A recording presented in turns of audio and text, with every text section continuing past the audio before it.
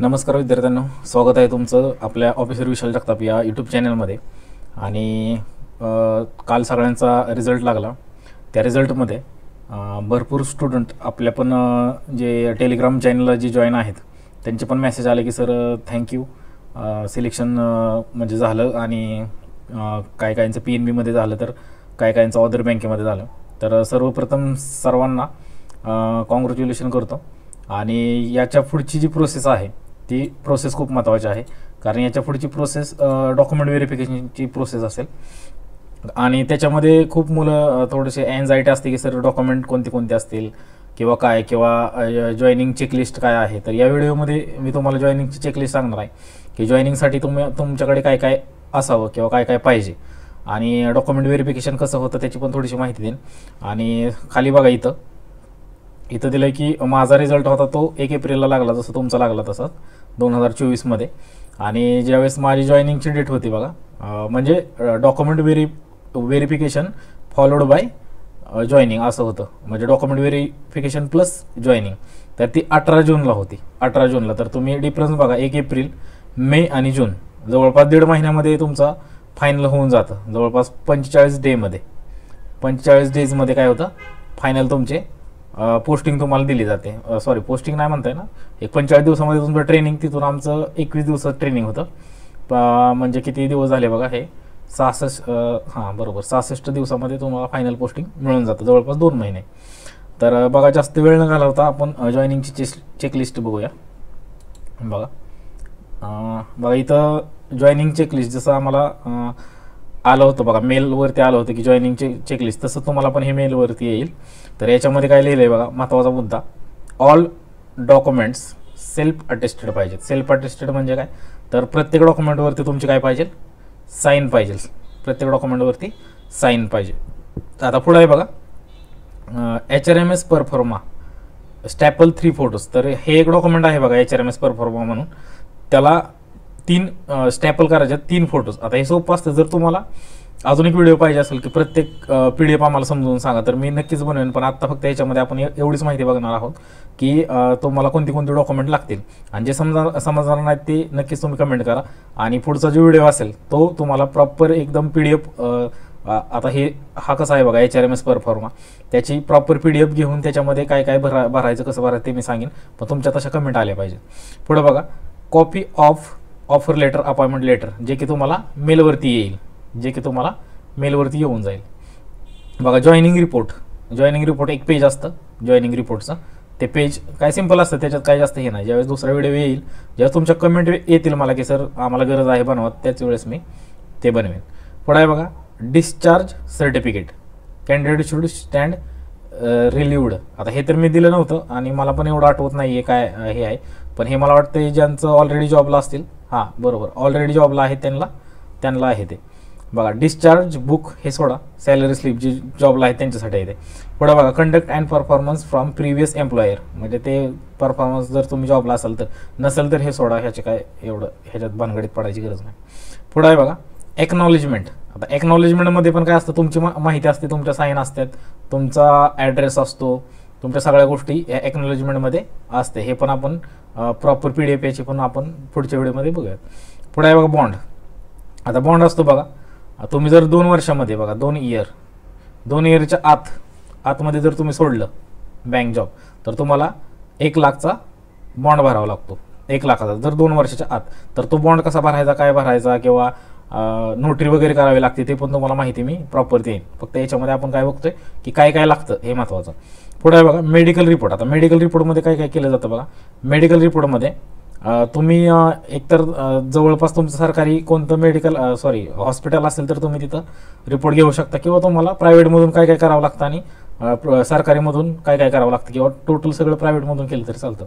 काय बघा, x ray film हे कंपल्सरी आहे बरं का, कारण हे जर चुकवून तुम्ही गेला पुढं तर मग तिथं तुम्हाला ॲक्सेप्ट केलं जात नाही। बघा, काय X ray film and radiologist report, हे रिपोर्ट असतो तुमच्या चेस्टचा, ते एक्सरे काढतात आणि तो रिपोर्ट रेडिओलॉजिस्टकडून भेटतो आपल्याला।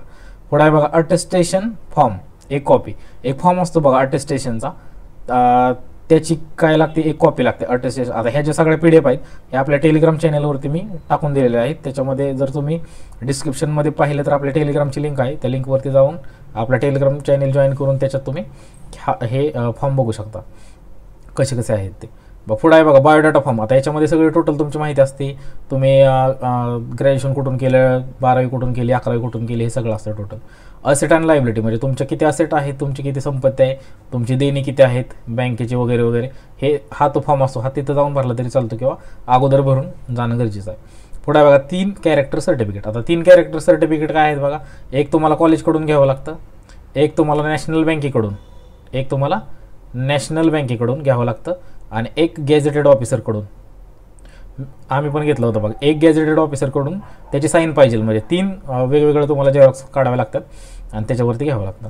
हा एक फॉर्म आहे बघा फिडिलिटी अँड सेक्रेसी. म्हणजे ह्याच्यामध्ये पण तुमची टोटल माहिती असते, तुमचा पत्ता वगैरे, ह्या सगळ्या गोष्टी. काय काय थोडे चेंजेस आहेत ना, तर प्रत्येक फॉर्ममध्ये तुमची माहिती पत्ता वगैरे आहे. पुढे आहे बघा, आता हे तर कंपल्सरीच आहे. सेल्फ अटेस्टेड पॅन कार्ड पाहिजे, तुमचा ॲड्रेस प्रूफ म्हणजे आधार कार्ड पाहिजे. खाली पण आहे बघा आधार कार्ड पाहिजे. आता हे जे आहे ना, हे ॲड्रेस प्रूफ आणि हे आधार कार्ड एकच दिलं तरी चालतं. OBC असेल तर OBC क्रिमिनल अंडरटेकिंग पाहिजे. पुढे बघा कास्ट किंवा कॅटेगरी सर्टिफिकेट. आता प्रत्येकाचं असेलच. इशूड बाय, आता हे महत्त्वाचं आहे. इथं काय दिलं आहे बघा, issued by sign by competent authority in a prescribed फॉर्मॅटमध्ये पाहिजे, ऑफ गव्हर्नमेंट ऑफ इंडियाचंच पाहिजे, हे महत्त्वाचं आहे. स्टँड ऑफ वगैरे वगैरे हे वाचून घेतो मी. पुढे आहे बघा, जर डिसेबल असाल तर तुम्ही डिसेबिलिटी सर्टिफिकेट लागतं आहे. पुढे आहे बघा AICTE letter if not from university.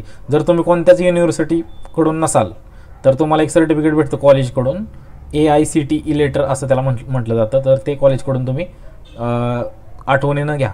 पुढे आहे बघा ग्रॅज्युएशन किंवा post graduation degree, diploma, semester. आता हे पुढच्या पेजवरती आपण बघू इथे काय ते बघा. तुमचं ग्रॅज्युएशन झालेले ती डॉक्युमेंट पाहिजेत, ग्रॅज्युएशन झालेले पाहिजेत किंवा पोस्ट ग्रॅज्युएशन झालेले पाहिजे सगळे. डिप्लोमा केल्या असेल तर सेमिस्टर वाईज मार्कशीट पाहिजे. पुढे बघा graduation, post graduation, degree, diploma म्हणजे तेच पाहिजे. पुढे बघा इथं काय 12वीचं तुम्हाला काय पाहिजे, मार्कशीट पाहिजे. नंतर ना 12वीचंच पासिंग सर्टिफिकेट आहे ना, त्याला आपण बोर्ड सर्टिफिकेट म्हणतो. 10वीचं मार्कशीट पाहिजे आणि 10वीचं बोर्ड सर्टिफिकेट पाहिजे. पुढे बघा डॉक्युमेंट रिक्वायर फॉर NPS. आता हे NPS सोडा, कारण NPSला ते ज्या वेळेस तुमचं डॉक्युमेंट व्हेरिफिकेशन होईल त्यावेळेस ते NPSचं करून घेतात टोटल, त्यामुळे हे सोडा, ह्याचं काही जास्त हे नको.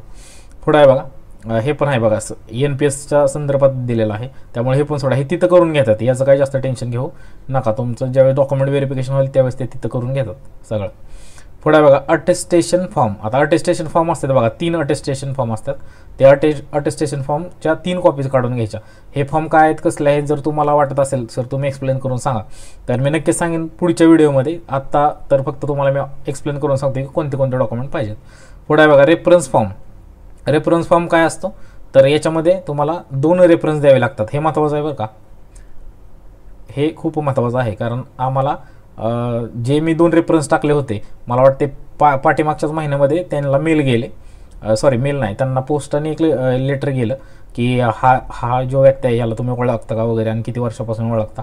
त्यांना एक फॉर्म जातो, तो फॉर्म गेला आणि तो फॉर्म त्यांनी भरून रिटर्न सर्कल ऑफिसला पाठवला. पण त्यामुळे 2 रेफरन्स असे टाकायचे की जे तुमच्या चांगल्या कॉन्टॅक्टमध्ये असतील, चांगल्या कॉन्टॅक्टमध्ये पाहिजेत तर तसे टाका.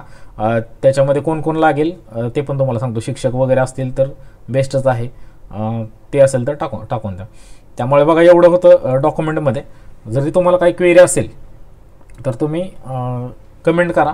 आणि जर तुम्हाला याच्यावरती फुल व्हिडिओ पाहिजे असेल, फुल व्हिडिओ की सर तुम्हाला पूर्ण जे काय PDF आहेत म्हणजे याच्या लागणार आहेत ते तुम्हाला एक्सप्लेन करून सांगा कुठं काय भरायचं, तर ते मी नक्कीच तुम्हाला सांगेन. फक्त तुम्ही कमेंट केली पाहिजेत की सर जेवढं कमेंट येतील त्या कमेंटनुसार मी बघेन की व्हिडिओ बनवायचा का नाही. कारण एक व्हिडिओ बनवायला खूप मेहनत लागते आणि तो जो व्हिडिओ आहे त्याच्यासाठी पण खूप मेहनत लागणार आहे. जर तुम्हाला व्हिडिओ आवडला असेल तर नक्कीच लाईक, शेअर आणि कमेंट करा आणि सबस्क्राईब करायला विसरू नका. अशाच अपडेट आपण चांगले तुम्हाला देणार आहोत. आणि कॉंग्रॅच्युलेशन टू ऑल. थँक्यू.